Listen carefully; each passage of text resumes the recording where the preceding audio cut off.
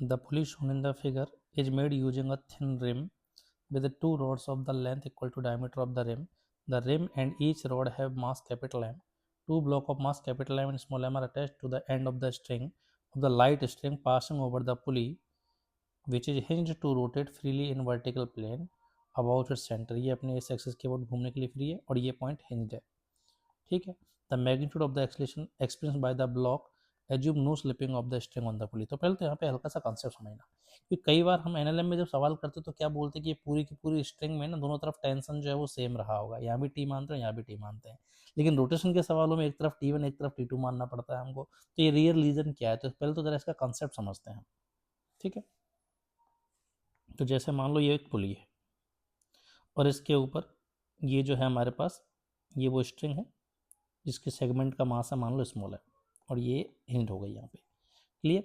अब अगर ये स्ट्रिंग मान लो इधर ए से अगर आएगी तो स्ट्रिंग के कंस्ट्रेंट क्या है हमारे पास कि एक इनएक्सटेंसिबल स्ट्रिंग के हर पॉइंट का अलोंग द लेंथ जो एक्सेलेरेशन होता है उसका मैग्नीट्यूड क्या होता है, सेम होता है, क्लियर। तो ऐसे में अगर ये ब्लॉक अगर ए से नीचे जाएगा तो ये ब्लॉक भी ए से ऊपर जाएगा और यहाँ वाले सेगमेंट की एक्सेलेरेशन भी क्या होगा, ए। तो जरा इस सेगमेंट को ध्यान से देखना। हालांकि यहाँ पे m जो है वो हमारे पास इसने बोला है कि लाइट स्ट्रिंग है तो m की वैल्यू 0 होगी, एक बार के लिए मैं इसको m कंसिडर करके चल रहा हूँ, क्लियर।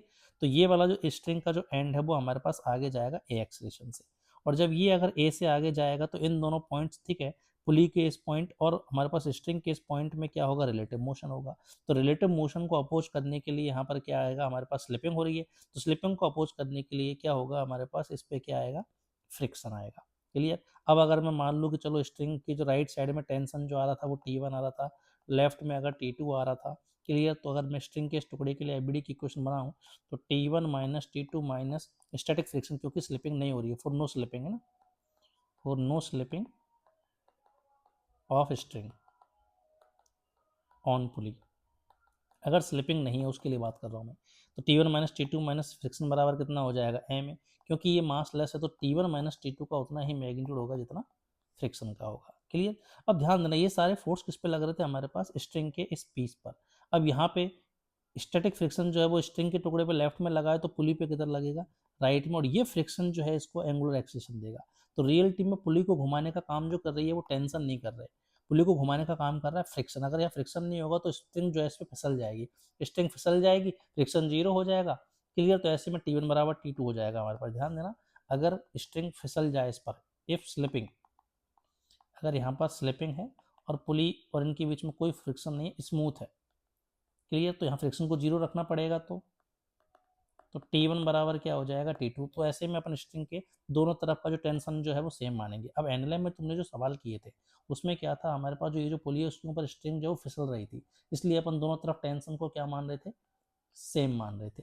लेकिन इस सवाल में हमारे पास क्या बोला है कि जो स्ट्रिंग है वो पुली पे स्लिप नहीं कर रही, तो स्लिप नहीं कर रही तो फ्रिक्शन होगा, तो T1 माइनस T2 की वैल्यू कितनी आ जाएगी, फ्रिक्शन के बराबर, that is also not equal to 0। मतलब यहाँ T1 और T2 सेम नहीं होंगे।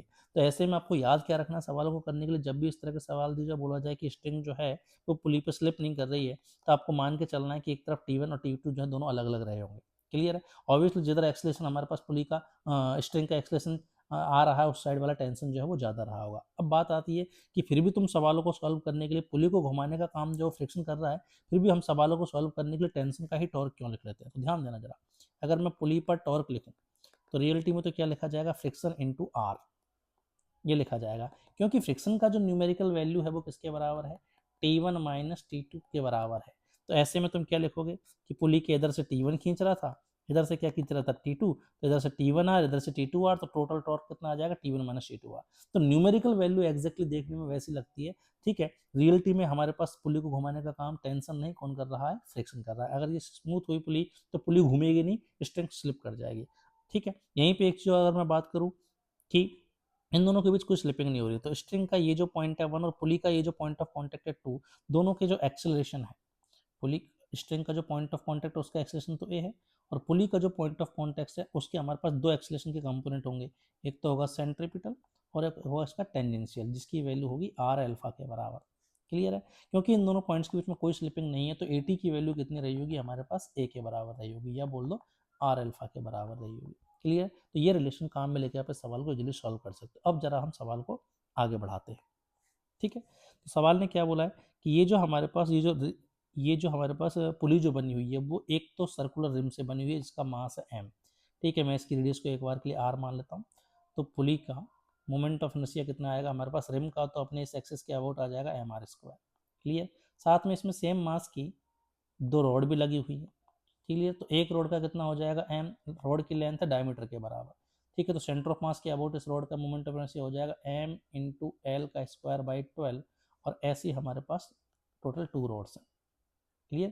तो पूरी पुली का मोमेंट ऑफ इनर्शिया कितना आ गया, mr² प्लस 2y3mr² से 5/3mr²। ये आ गया हमारे पास पूरी की पूरी पुली का मोमेंट ऑफ इनर्शिया। अब आगे अगर सवाल को सॉल्व करूं तो मैं ज़रा डायग्राम रीड्रॉ कर रहा हूँ। ये पुली थी, इसके ऊपर ये स्ट्रिंग जा रही थी, ये पॉइंट हिंज्ड है, आई पुली हमने कैलकुलेट कर ही रखा है, इधर कैपिटल एम इधर स्मॉल एम। मैं मान लेता हूँ कैपिटल एम ज़्यादा है, हालांकि सवाल ने गिवन किया है क्या, गिवन नहीं किया है। ठीक है, हालांकि ऑप्शन को देख के लग ही भी रहा है हर जगह कैपिटल एम ज़्यादा कंसिडर किया हुआ है। तो कैपिटल एम अगर ज़्यादा तो ये नीचे जाएगा ए से, तो ऐसे में स्ट्रिंग का ये जो पॉइंट है उसका भी ट्रांसलेटरी एक्सेलरेशन ए होगा, तो ये भी ए से ऊपर उठेगा। क्लियर।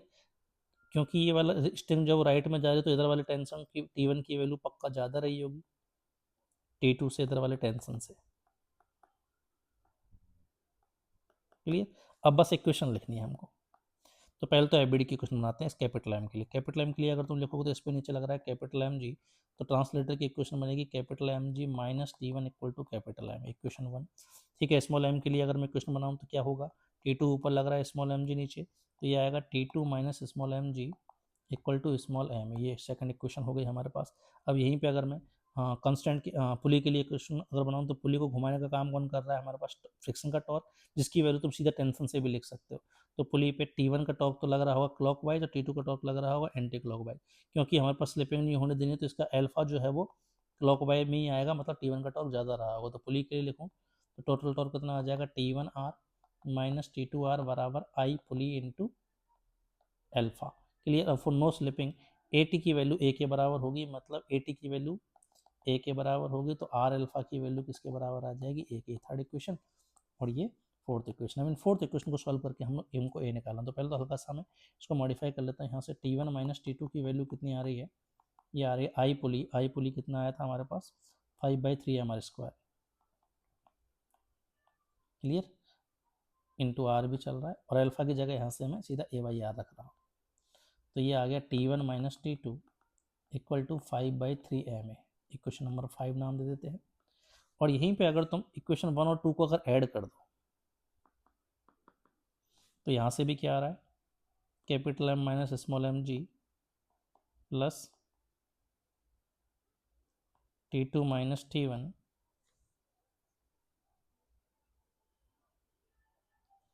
और कैलकुलेशन चेक कर लेता हूँ मैं, m g minus T1 equal to m a. ठीक है, and T2 minus small m g equal to small m a. ठीक है, दोनों को हमने क्या कर दिया, दोनों को हम ऐड कर रहे हैं, तो ये बन जाएगा कैपिटल एम जी माइनस, ठीक है, T2 minus T1 equal to, ठीक है, एम प्लस एम इंटू ए। अब यहाँ से ये वैल्यू आ गई। अब इक्वेशन को नाम देता हूँ 6। अब 5 और 6 को काम में लेके इजीली आ जाएगा, तो ये बन जाएगा दिस T2 माइनस T1 की वैल्यू यहाँ से कितना रखोगे हमारे पास, तो T2 माइनस T1 की वैल्यू हो जाएगी माइनस 5/3 एम ए, क्योंकि ये तो T1 माइनस T2 था, बराबर M plus small m into a. तो capital M minus small m g equal to ये आ गया a into small m plus 8/3 capital M. तो यहाँ से एक्सीलेशन जो है उसकी वैल्यू आ गई capital M minus small m g upon में 8m/3 प्लस स्मॉल एम। ये होगा हमारे पास इसका एक्सीलेशन। उम्मीद है आपको इससे कंसेप्ट समझ में आया होगा कि कंसेप्ट क्या। ऑप्शन मैच करते हैं जरा, कौन सा ऐसा ऑप्शन। ठीक है, तो अपॉन में 8/3, इसमें आ रहा है capital M minus small m g 8/3 M plus M, तो fourth option will be the correct answer. यही आया था हमारे पास। ठीक है।